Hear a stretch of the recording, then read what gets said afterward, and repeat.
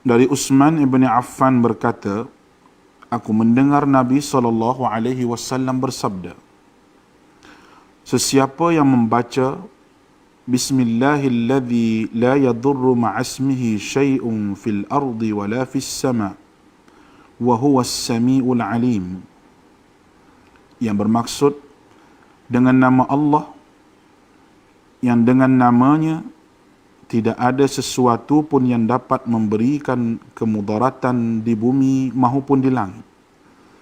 Dialah yang maha mendengar lagi maha mengetahui.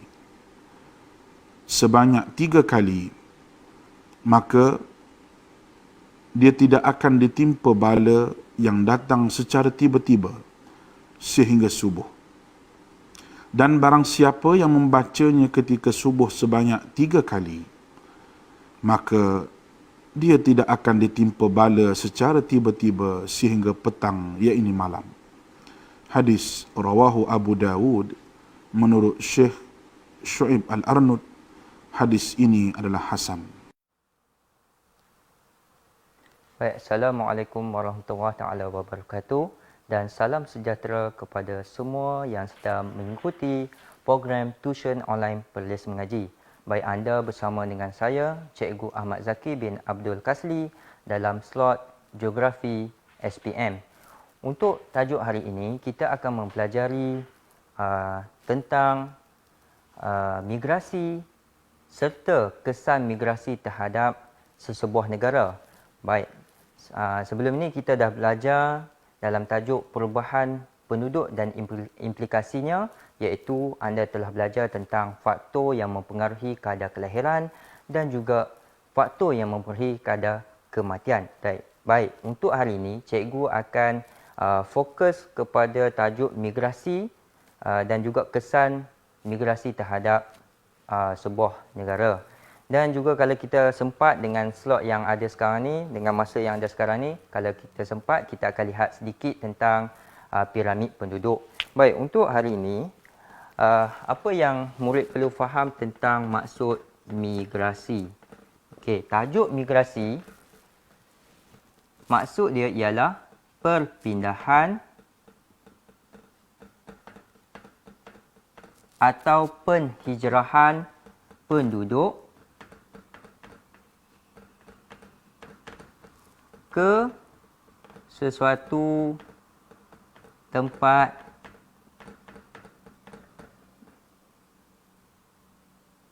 yang baru.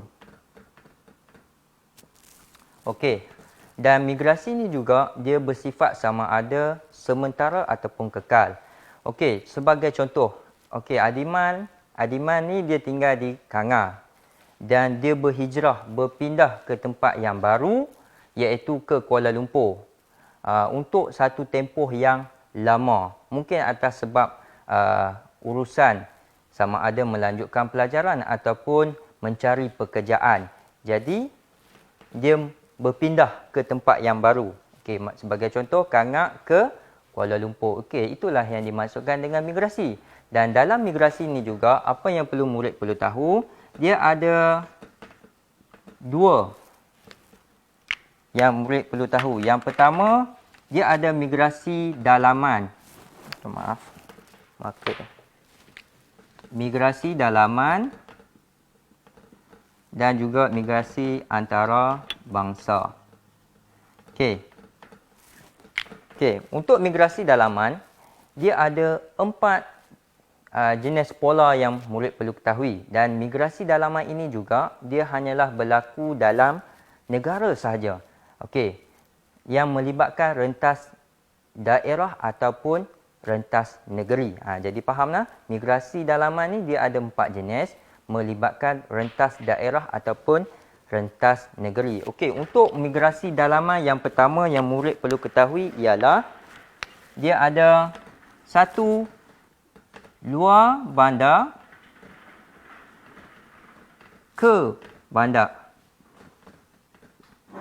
Okey, contohnya, katalah macam mana yang dikatakan migrasi luar bandar ke bandar? Migrasi luar bandar ke bandar contohnya, okey, katalah Ziah ni dia tinggal di Felda Ciku 1 di Kelantan.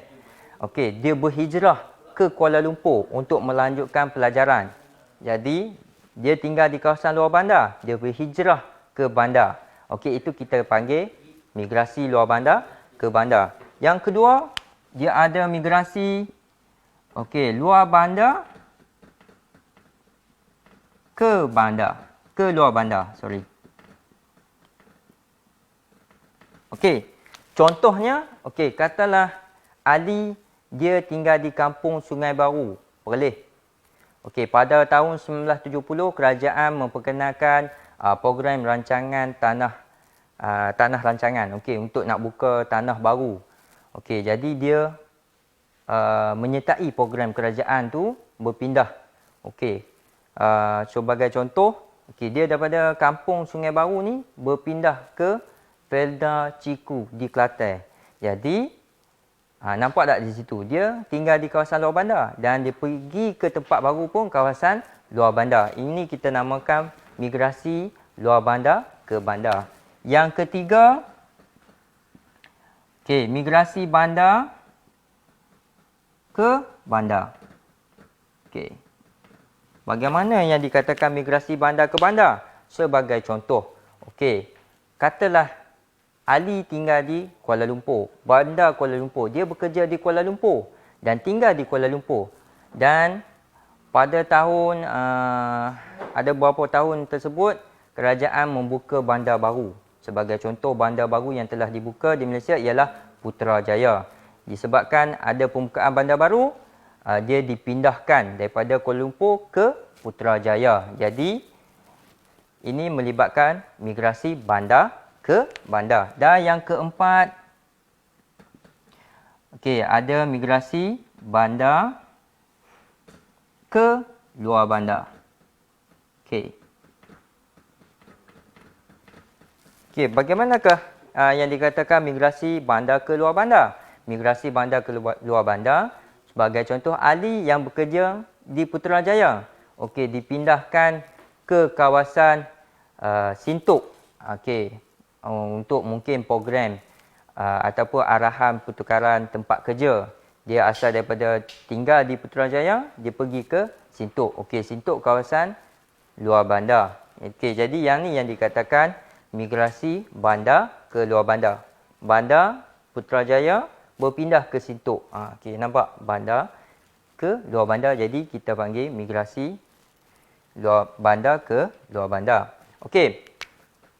Untuk migrasi antarabangsa, dia melibatkan dua.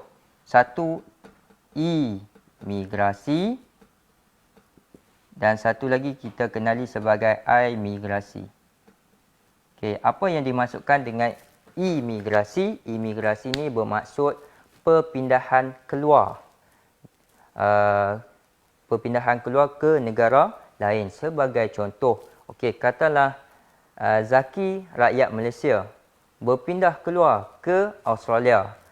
Itu kita panggil emigrasi. Manakala imigrasi ini ialah perpindahan masuk. Sebagai contoh, katalah rakyat Bangladesh yang tinggal di Bangladesh berpindah masuk ke Malaysia. Jadi, kita namakan ia sebagai imigrasi. Itu adalah sedikit sebanyak tentang pola migrasi, iaitu yang berlaku sama ada migrasi dalaman ataupun migrasi antarabangsa. Dan dalam tajuk ini juga, cikgu akan mengupas dengan lebih lanjut apakah faktor-faktor yang menyebabkan berlakunya pola migrasi sedemikian, seperti yang kita lihat tadi. Jadi murid-murid clear tentang pola migrasi dan juga maksud migrasi. Cikgu akan teruskan kepada faktor yang mempengaruhi migrasi. Kita lihat. Apakah faktor-faktor yang mendorong kepada berlakunya migrasi? Dalam migrasi, dia ada faktor tolakan dan juga faktor tarikan, ataupun kita kenali dalam bahasa Inggerisnya pull faktor push factor. Okey, faktor tolak, faktor tarik. Faktor yang mempengaruhi migrasi tersebut. Okey, jadi kita lihat apakah faktor migrasi yang mempengaruhi pola migrasi yang kita tengok tadi. Okey, faktor yang pertama adalah disebabkan peluang pekerjaan. Okey, bagaimana peluang pekerjaan ini mempengaruhi faktor migrasi? Okey, kalau kita lihat kawasan luar bandar dengan kawasan bandar, selalunya kawasan luar bandar dia mempunyai peluang pekerjaan yang amat terhad kerana kebanyakannya kawasan luar bandar ini aktivitinya berasaskan sektor pertanian. Disebabkan peluang pekerjaan yang terhad, maka berlakulah faktor tolakan.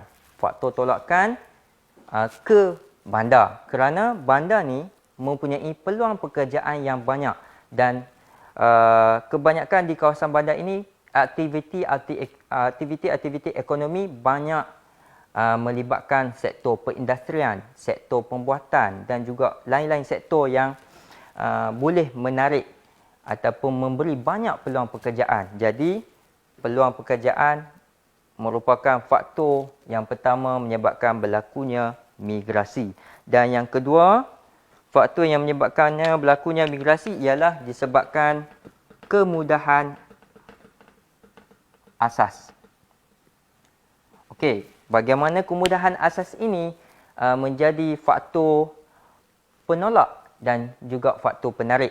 Okey, sebagai contoh, kawasan luar bandar selalunya yang kita lihat kadang-kala tidak mempunyai kemudahan asas yang cukup. Sebagai contoh, kemudahan hospital ataupun kemudahan pusat beli belah. Jadi menyebabkan penduduk yang tinggal di kawasan luar bandar ini melakukan migrasi ke bandar untuk mendapat akses kemudahan yang penuh. Macam sebagai contoh, okey, kalau kita tengok kawasan bandar ni banyak dilengkapi kemudahan asas yang lengkap. Ada shopping kompleks, ada jaringan pengangkutan yang baik. Jadi ini yang mendorong kepada penduduk untuk melakukan migrasi luar bandar ke bandar. Dan yang ketiga, kita lihat apakah faktor yang mempengaruhi migrasi itu juga disebabkan kemudahan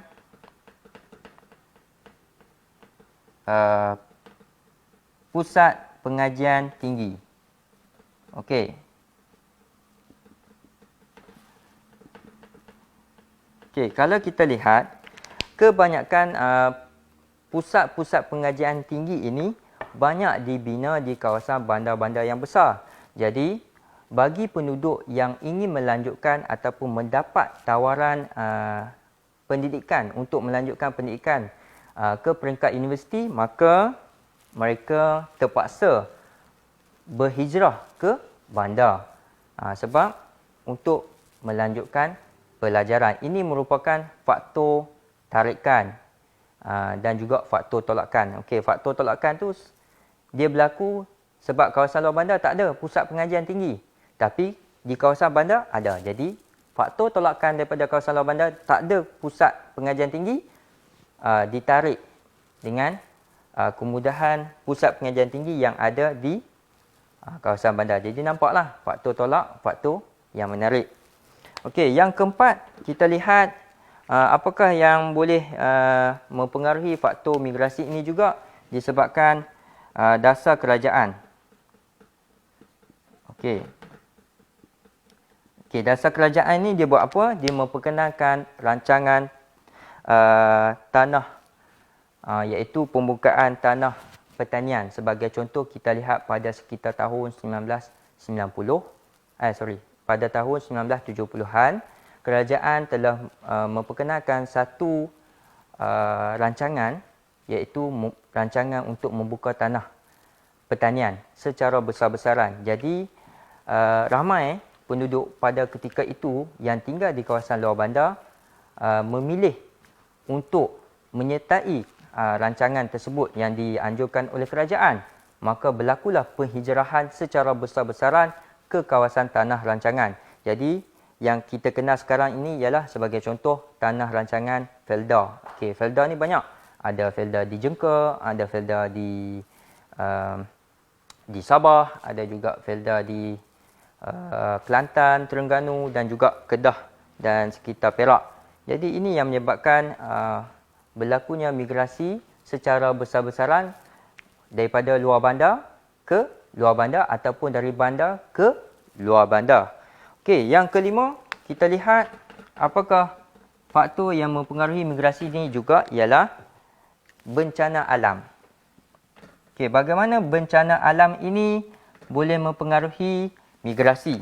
Okey, sebagai contoh, sekiranya kawasan itu sering berlakunya bencana alam. Sebagai contoh, banjir. Jadi, faktor ini menyebabkan penduduk berhijrah ke tempat lain. Okey, sebagai contoh, kalau kita lihat kawasan yang sering berlaku kejadian banjir. Sebagai contoh, kita tengok Kuala Krai.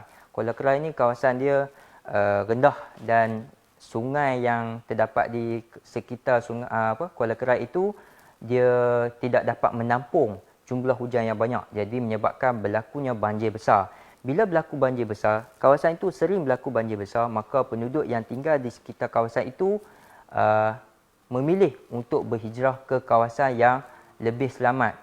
Mungkin dia yang tinggal di daerah Kuala Krai berpindah ke daerah sekitar yang dekat, iaitu Gua Musang ataupun Macang di Kelantan. Okey, itu yang berkaitan dengan faktor bencana alam.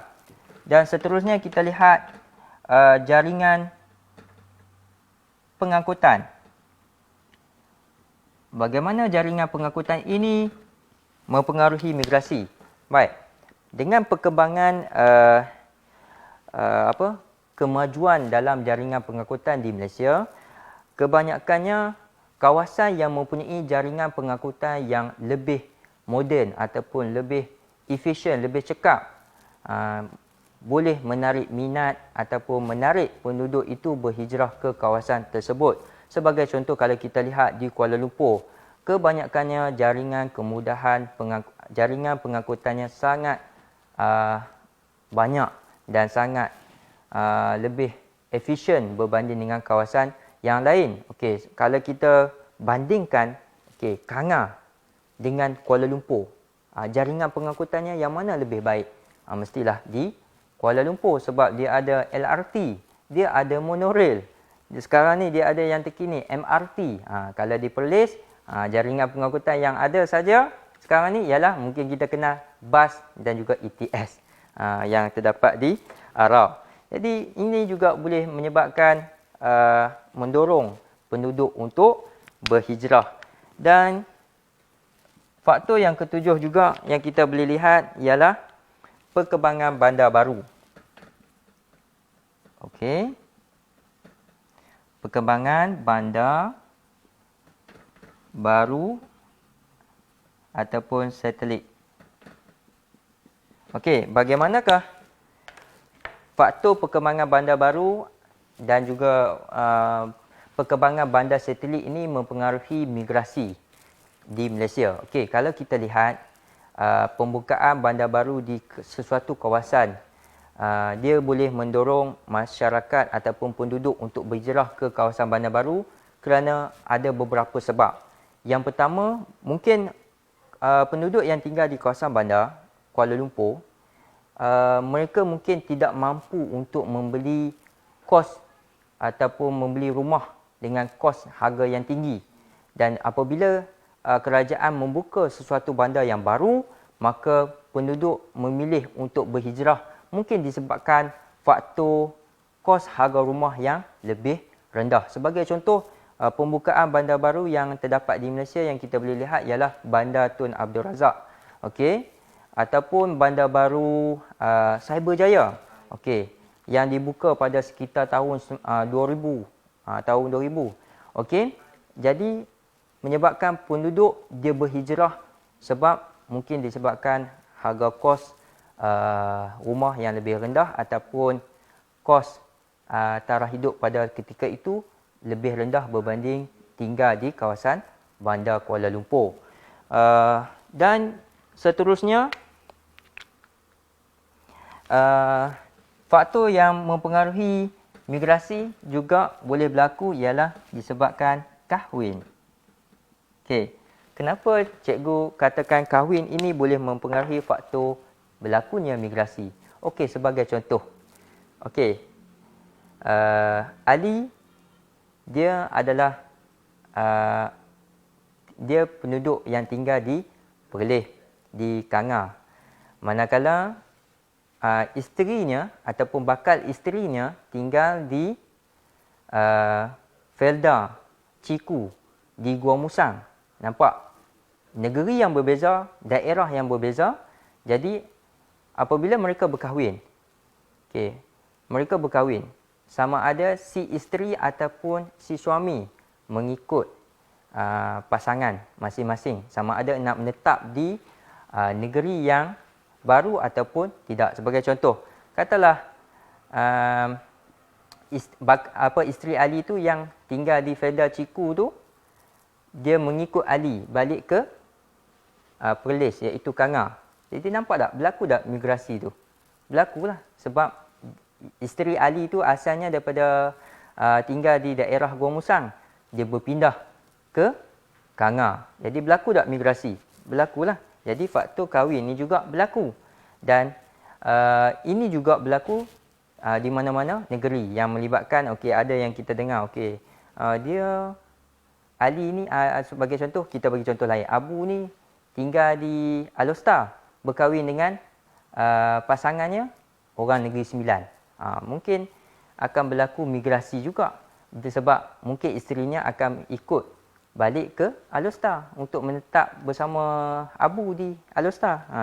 Jadi nampaklah kahwin ini boleh mempengaruhi migrasi. Dan akhir sekali, faktor yang boleh menyebabkan berlakunya migrasi ialah arahan majikan. Okey. Kebanyakannya selalunya arahan majikan ni boleh menyebabkan seseorang ataupun penduduk melakukan perpindahan ataupun penghijrahan. Okey, sebagai contoh, katalah Ali seorang cikgu. Dia mengajar di Kuching, Sarawak selama 9 tahun. Dia memohon ataupun dia ditukarkan ke Putrajaya atas arahan majikan.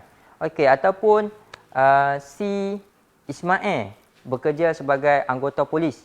Okey, ditukarkan ke Ipoh disebabkan keperluan ataupun arahan daripada pihak atasan untuk berpindah. Jadi ini menyebabkan berlakunya migrasi tersebut. Okey, jadi ini yang kita boleh lihat faktor-faktor yang mempengaruhi migrasi. Okey, jadi harap murid-murid faham faktor-faktor yang menyebabkannya berlaku migrasi. Okey, clear? Kita clear tajuk ini dan kita akan lihat sebenarnya untuk faktor ni juga faktor-faktor yang berlaku ni juga dia juga berlaku kepada migrasi antarabangsa. Sebagai contoh, cikgu senaraikan yang ni. Okey, kalau kita lihat peluang pekerjaan. Peluang pekerjaan juga menyebabkan berlakunya migrasi antarabangsa. Sebagai contoh, kalau kita lihat rakyat Indonesia yang tinggal di Indonesia, dia melihat banyaknya peluang pekerjaan di Malaysia, maka dia melakukan penghijrahan. Okey, masuk ke Malaysia. Sama juga dengan adanya kemudahan pusat pengajian tinggi. Kalau kita lihat Malaysia, banyaknya pusat pengajian yang tinggi yang terdapat di Malaysia, maka kita telah menarik ramai migrasi daripada luar negara. Contohnya, ada yang datang daripada Indonesia, ada yang datang daripada Afrika, ada yang datang daripada India. Sebab apa? Untuk melanjutkan pelajaran. Dan juga kalau kita lihat yang lain, disebabkan kahwin pun boleh. Nampak? Kahwin, perkahwinan antara dua negara, Malaysia dan juga Indonesia. Ada juga perkahwinan di antara orang Thailand juga dengan orang Malaysia. Nampak? Ini juga akan boleh menyebabkannya berlakunya migrasi. Okey. Seterusnya kita akan lihat kesan-kesan yang berlakunya migrasi terhadap sesebuah negara. Baik, kita akan lihat kesan migrasi terhadap sesebuah negara. Dalam kesan ni juga dia boleh memberikan satu, sama ada kesan itu positif ataupun negatif. Kita lihat apa kesan migrasi terhadap sesebuah negara yang diterima. Yang pertama,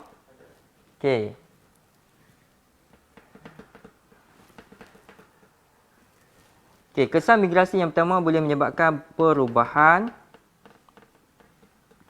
struktur penduduk dan pertambahan bilangan ataupun jumlah penduduk. Kesan yang pertama yang berlaku apabila migrasi terhadap sesebuah negara. Contohnya apabila ramainya rakyat ataupun rakyat daripada Indonesia, daripada Bangladesh, daripada Thailand berhijrah masuk ke Malaysia, dia akan menyebabkan berlakunya perubahan struktur penduduk dan juga pertambahan jumlah penduduk negara tersebut. Itu adalah kesan yang pertama. Dan kesan kedua, kesan migrasi yang kedua ialah dia dapat mengatasi masalah kekurangan tenaga kerja. Untuk kesan yang kedua, apabila sesebuah negara dia mengalami kekurangan bekalan tenaga kerja. Jadi kesan yang kedua, apabila migrasi antarabangsa berlaku, migrasi masuk ke negara berlaku, dia akan mengatasi masalah kekurangan tenaga kerja. Sebagai contoh, katalah negara kita ini mengalami masalah tentang kekurangan tenaga kerja dalam sektor peladangan dan juga pembinaan. Maka dengan berlakunya migrasi antarabangsa yang masuk ni ke Malaysia, dia dapat mengatasi masalah kekurangan tenaga kerja dalam sektor-sektor tersebut. Dan yang ketiga juga, migrasi ini dapat menyebabkan berlakunya perpindahan teknologi.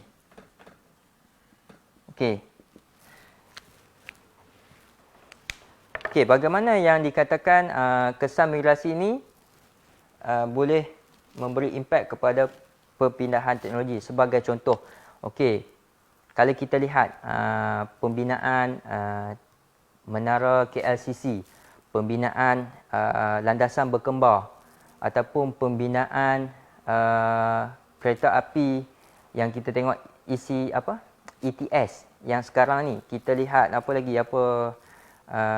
negara kita dalam pembinaan sebagai contoh terowongan smart. Sebenarnya dia berlaku akibat daripada kesan migrasi.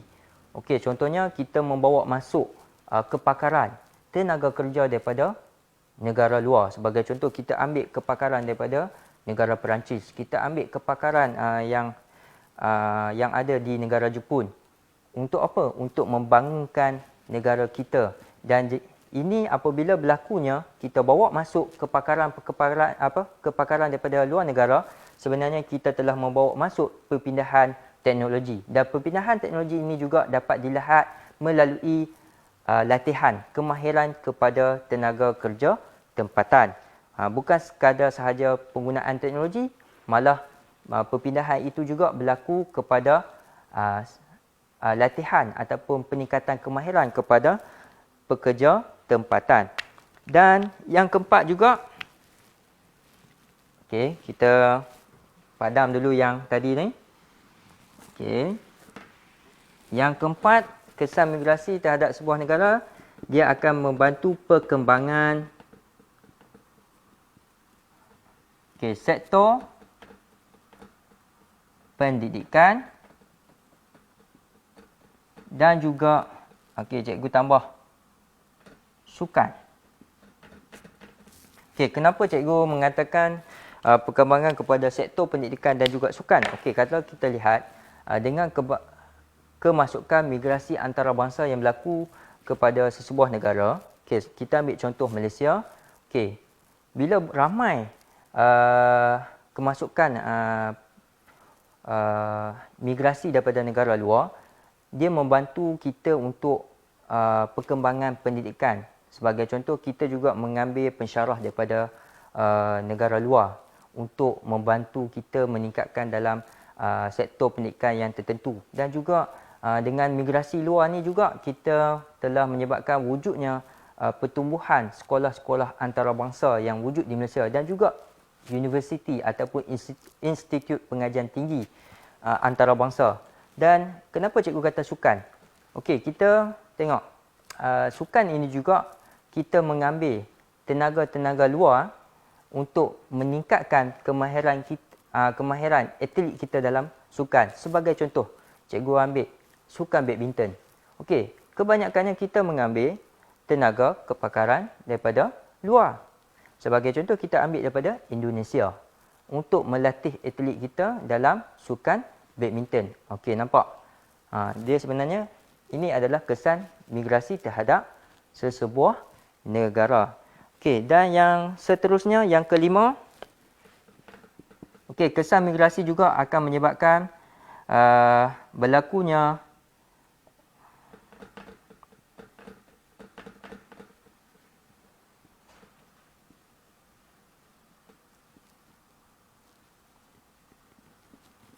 perluasan barangan pasaran. Apa maksud barangan pasaran ini? Ialah keperluan seperti makanan, minuman ataupun keperluan harian.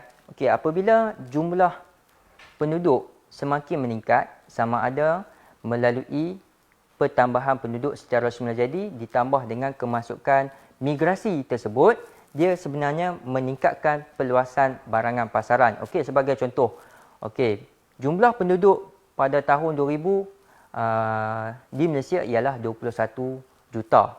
Pada tahun 2016 meningkat kepada 30 juta dan ditambah juga dengan kemasukan migrasi daripada luar sebanyak 3 juta menyebabkan jumlah penduduk semakin bertambah. Apabila jumlah penduduk semakin bertambah, maka berlakulah perluasan barangan pasaran. Sebagai contoh, makanan, peningkatan terhadap makanan, peningkatan permintaan terhadap minuman dan juga barang-barang keperluan harian. Jadi, kita lihat seterusnya kesan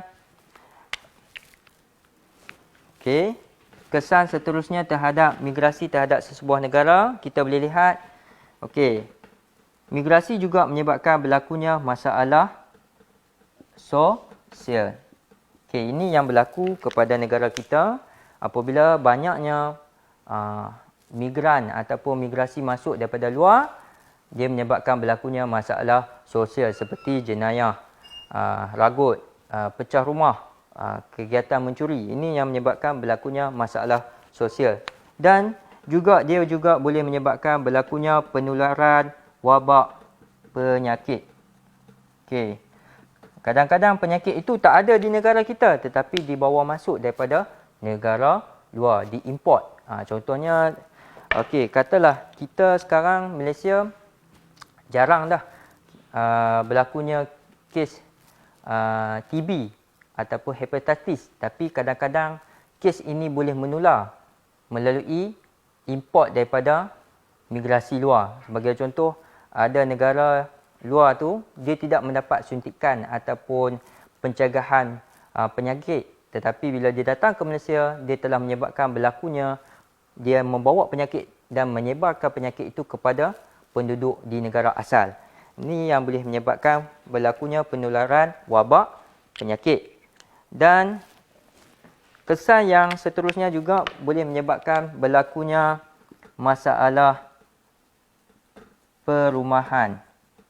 Okey. Okey, apabila berlakunya kemasukan migrasi secara besar-besaran, dia akan menyebabkan berlakunya masalah perumahan, iaitu yang kita kerap kita tahu masalah setinggan, iaitu pembinaan rumah di kawasan tanah haram ataupun membina rumah di tanah dia ataupun di kawasan tanah yang kerajaan. Okey. Selalunya kalau kita lihat pendatang-pendatang asing ni, kalau dia datang ke Malaysia, dia tak mampu untuk membeli rumah, tapi dia membina pertempatan haram untuk dia tinggal di kawasan itu. Jadi dia memberi masalah kepada negara kita. Dan akhir sekali, okey, kesan yang seterusnya kalau kita lihat 9. Okey, aliran mata wang negara keluar. Apa yang dimaksudkan dengan aliran mata wang negara kita keluar? Okey, apabila banyak pekerja asing yang tinggal di Malaysia, okey, sebagai contoh Indonesia, rakyat Bangladesh, Nepal, Thailand yang bekerja di Malaysia, dia membawa keluar mata wang kita ke negara asal. Sebagai contoh, melalui pertukaran mata wang asing. Okey, ni sebagai contoh cikgu ambil satu mata wang duit ringgit Malaysia bernilai dengan RM1 ditukarkan dengan mata wang Bangladesh. Okey, RM1 Malaysia bersamaan dengan 20 taka Bangladesh. Maksudnya nilai 20 taka itu ibaratnya sama dengan RM20 kita. Okey, jadi bayangkan RM1,000 kita dibawa keluar ke Bangladesh, bermaksud okey, 1,000 sama dengan 20,000 taka. Okey. Katalah seorang bawa balik RM1,000 Malaysia ke Bangladesh. Tapi itu baru seorang. Kalau 50,000, jadi nampak tak berapa banyak duit kita keluar ke negara luar. Jadi itu yang kesan migrasi terhadap sesebuah negara. Okey, jadi apabila banyak mata wang kita keluar ke negara luar, dia akan menyebabkan berlakunya penurunan mata wang negara kita. Sebab itulah kalau kita lihat di dalam TV, kadar rate kadar tukaran mata wang tu dia tak sama di sebuah negara. Okey, kalau kita lihat, kenapa mata wang kita jatuh? Sebab berlakunya banyaknya keluar aliran duit kita ke negara luar. Okey. Jadi itu saja untuk berkenaan dengan kesan migrasi terhadap sesebuah negara. Okey. Okey, baik. Seterusnya kita akan lihat dalam tajuk ni. Okey, kita akan lihat piramid penduduk. Okey. Okey, dalam tajuk ni, okey, apa yang murid perlu tahu, dia ada 4 jenis piramid. Yang pertama, progresif. Yang kedua, piramid peralihan. Yang ketiga, piramid stabil. Dan yang keempat, piramid terganggu. Okey. Okey, kalau murid ada buku teks, okey, murid boleh lihat pada muka surat 29 sehingga muka surat 32. Okey, cikgu nak terangkan kepada murid-murid, okey, bagaimana kita nak kenal jenis-jenis piramid penduduk ni. Okey, contoh piramid progresif. Okey, piramid progresif ni selalunya kalau kita lihat, dia bentuk dia macam ni. Okey.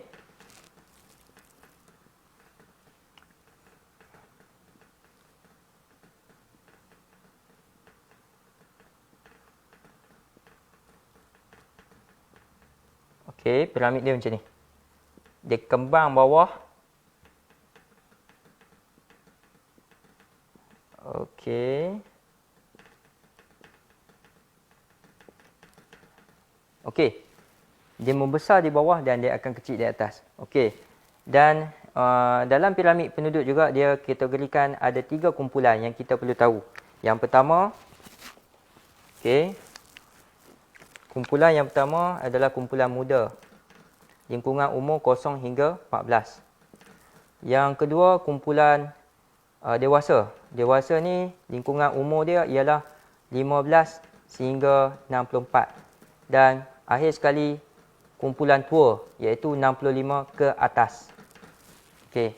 Kalau kita lihat graf penduduk dia bentuk macam ni dalam buku teks, ini dinamakan piramid progresif. Okey, kalau kita nak tengok piramid ni, kita nak kenal ciri-ciri dia. Okey, kenapa dia kembang di bawah? Dia besar di bawah. Ini adalah disebabkan kadar kelahiran yang tinggi. Manakala kenapa dia semakin mengecil di atas? Ini disebabkan kadar kelahiran yang tinggi. Okey. Manakala kalau kita lihat piramid yang kedua dalam buku teks, dia piramid dia macam ni. Dia kecil di bawah tetapi dia semakin dia membesar di tengah. Okey.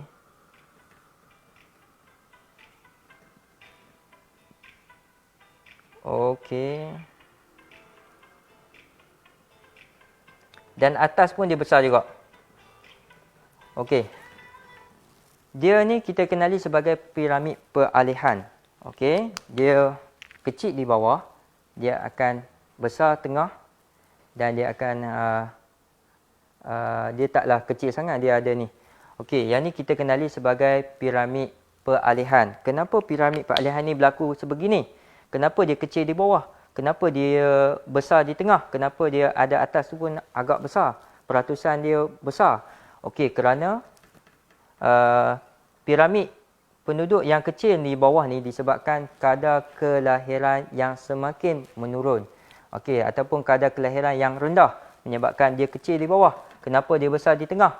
Disebabkan peningkatan taraf kesihatan yang menyebabkan jangka hayat penduduk itu meningkat. Dan sama juga golongan tua, kalau golongan tua ni banyak di atas, maka disebabkan peningkatan jangka hayat yang tinggi disebabkan taraf kesihatan yang tinggi.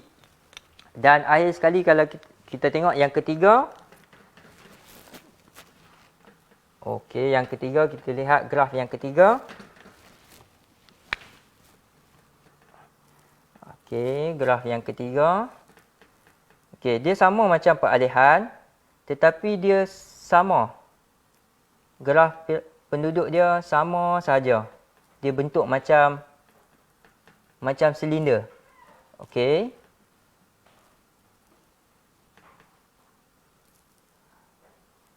Kalau kita tengok ni, dia macam bentuk silinder. Okey, bentuk silinder ni kita panggil piramid stabil. Okey, piramid stabil ni kebiasaannya pertumbuhan penduduknya mencapai hampir 0 darjah. 0 darjah, 0%. Okey, untuk stabil, kalau kita nak kenal dia, dia berbentuk macam silinder dan pertumbuhan penduduk piramid bentuk stabil ni dia hampir 0%. Apa yang dikatakan 0% ni? Apabila kadar kelahiran dan juga kadar kematian tu bila ditolak, dia mendapat 0 point something. Dia macam itulah. Tu hampir kosong. Dan piramid terganggu ni, kalau kita lihat dalam buku teks, dalam muka surat 32, kenapa yang dinamakan piramid terganggu? Ini disebabkan selalunya berlakunya piramid terganggu ni sebab peperangan, sebab wabak penyakit.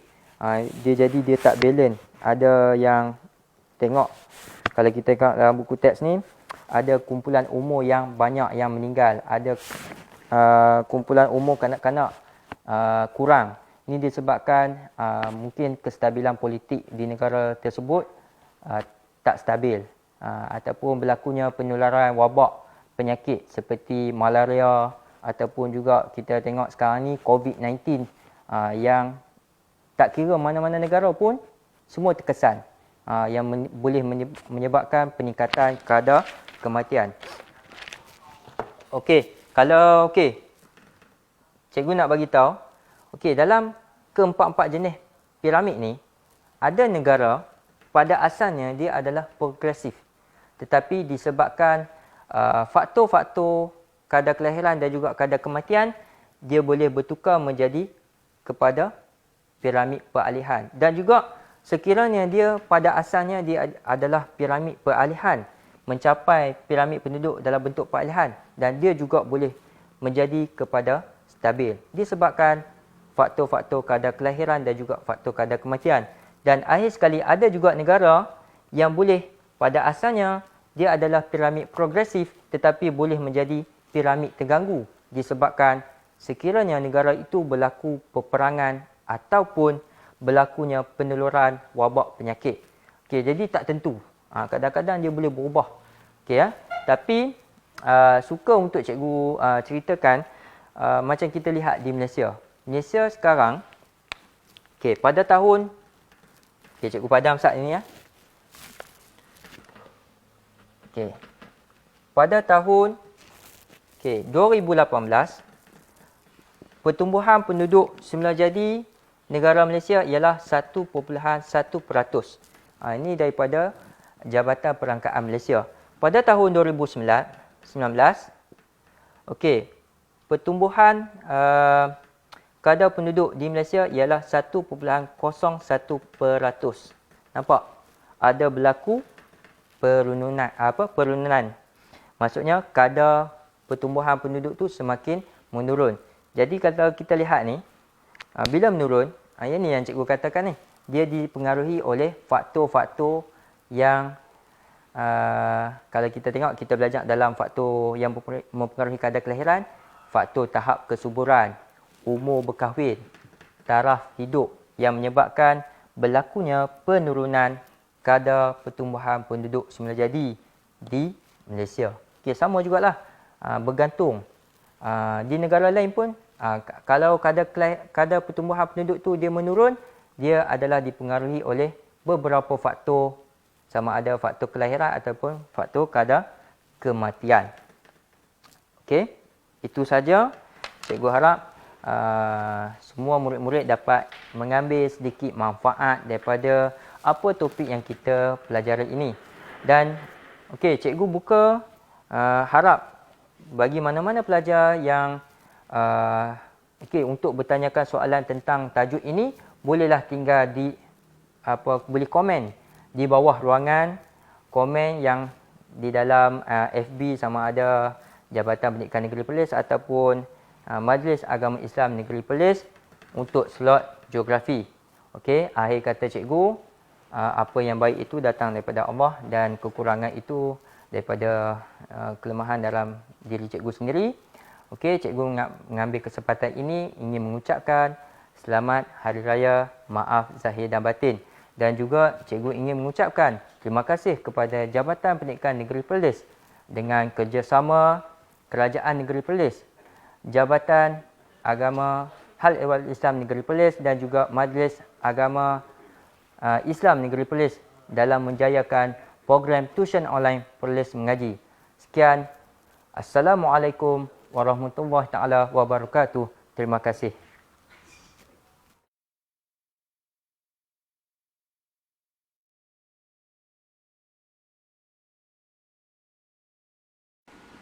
Daripada Anas bin Malik radhiyallahu anhu berkata, Nabi SAW pernah berdoa, Allahumma inni a'udzubika minal barasi wal jununi wal juzami wa min sayil asqam. Ya Allah, aku berlindung denganmu daripada penyakit sopak, penyakit gila, penyakit kusta dan penyakit-penyakit yang buruk. Hadis diriwayatkan oleh Al-Imam Abu Dawud dengan sanad yang sahih.